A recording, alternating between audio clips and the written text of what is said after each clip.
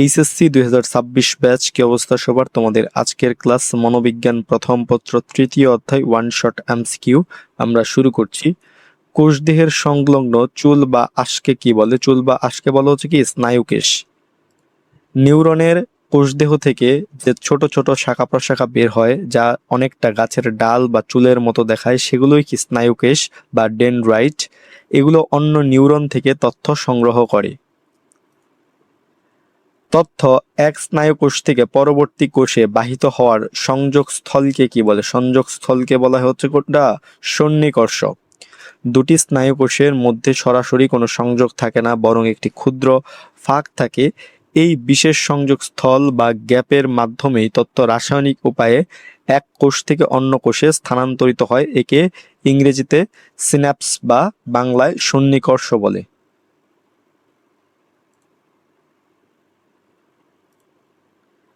কোষের মধ্যে অবস্থিত ঘন গোলাকার সজীব পদার্থটিকে কি বলা হয়? ঘন গোলাকার সজীব পদার্থটিকে বলা হয় হচ্ছে কি নিউক্লিয়াস বলা হয়।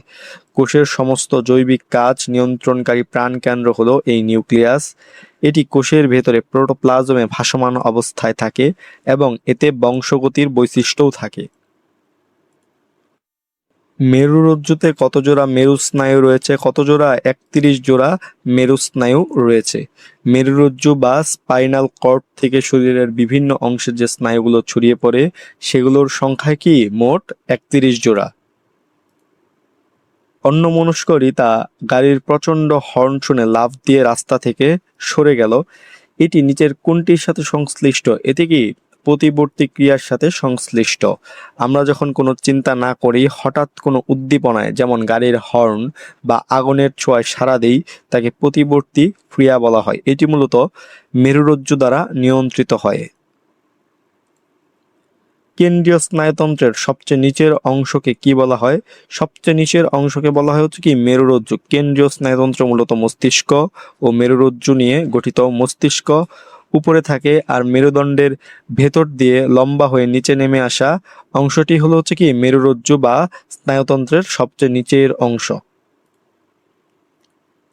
মনোবিজ্ঞানী ক্যানন কোন গ্রন্থকে আপাতকালীন গ্রন্থি বলেছেন? আপাতকালীন গ্রন্থি বলেছেন কোনটিকে? অ্যাড্রিনালকে। বিপদের সময় শরীরকে দ্রুত সাড়া দেওয়ার জন্য, যেমন পালিয়ে যাওয়া বা লড়াই করা, এই সমস্ত কাজ প্রস্তুত করে অ্যাড্রিনালিন হরমোন। এজন্য কি অ্যাড্রিনাল গ্রন্থিকে আপাতকালীন বা জরুরি গ্রন্থি বলা হয়।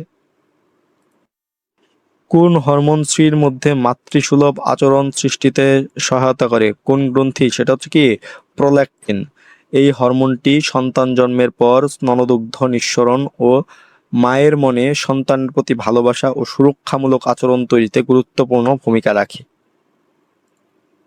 প্রভুগ্রন্থি বলা হয় কোন গ্রন্থিকে? প্রভুগ্রন্থি বলা হয় হচ্ছে কি পিটুইটারি গ্রন্থিকে। পিটুইটারি গ্রন্থি মস্তিষ্কের নিচে অবস্থিত খুব ছোট একটি গ্রন্থি, কিন্তু এটি শরীরের অন্যান্য সমস্ত প্রধান গ্রন্থি যেমন থাইরয়েড, অ্যাড্রিনাল এর কাজ নিয়ন্ত্রণ করে, তাই একে কি প্রভুগ্রন্থি বলা হয়।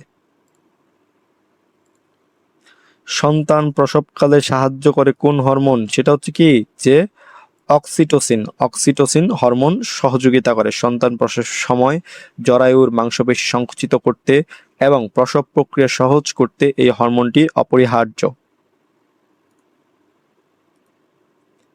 উত্তেজনা অন্তর্মুখী স্নায়ুর মাধ্যমে কোথায় যায়? কোথায় যায়? মস্তিষ্কে যায়।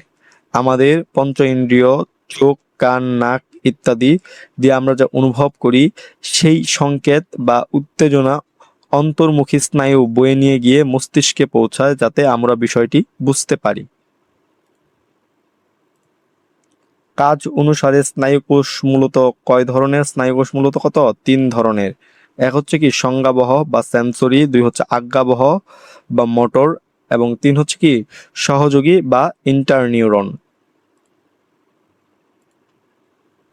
ত্বকের বর্ণ নির্ধারণের সাথে জড়িত কোন হরমোন? সেটা হচ্ছে কি যে মেলানোসাইট। Melanocyte hormone. আমাদের ত্বক ফর্সা হবে নাকি কালো হবে তা নির্ভর করে শরীরে মেলানিন নামক রঞ্জক পদার্থের উপর।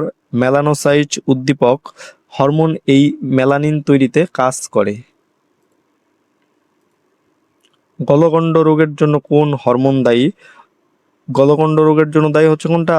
Oxytocin hormone. আয়োডিনের অভাবে থাইরয়েড গ্রন্থি ঠিকমতো থাইরক্সিন তৈরি করতে পারে না এবং এই না পারার কারণে গ্রন্থিটি ফুলে যায়, যাকে আমরা গলগণ্ড রোগ বলে থাকি। মস্তিষ্কের কোন অংশকে রিলে স্টেশন বলা হয়? রিলে স্টেশন বলা হয় হচ্ছে কোনটাকে? থ্যালামাসকে। এটি মস্তিষ্কের একটি গুরুত্বপূর্ণ অংশ যা অনেকটা পোস্ট অফিসের মতো কাজ করে। কিভাবে? যে শরীরের বিভিন্ন অংশ থেকে আসা সংবেদনশীল তথ্য যা আছে সেই সংবেদনশীল তথ্য গ্রহণ করে এটি মস্তিষ্কের সঠিক জায়গায় পাঠিয়ে দেয়, তাই একে কি রিলে স্টেশন বলা হয়। মায়োলিন শীথ কোথায় থাকে? কোথায় থাকে এটা? এটা থাকে হচ্ছে অ্যাক্সনে। নিউরনের লম্বা সুতার মতো অংশটিকে বলা হয় অ্যাক্সন। এই অ্যাক্সনের চারপাশে চর্বিযুক্ত যে সাদা আবরণ থাকে যা স্নায়ু প্রবাহ দ্রুত করতে সহযোগিতা করে তাকেই কি মায়োলিন শীথ বলা হয়। স্নায়ুতন্ত্রের কোন অংশ রক্তচাপ বাড়ায়? কোন অংশ? সমবেদী অংশ রক্তচাপ বাড়ায়।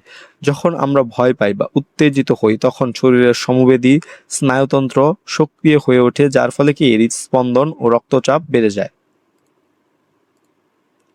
তো এই ছিল মনোবিজ্ঞান প্রথম পত্র তৃতীয় অধ্যায় ওয়ান শট এমসিকিউ ক্লাসটি। তোমাদের সকলের জন্য শুভকামনা রইল। ধন্যবাদ সকলকে।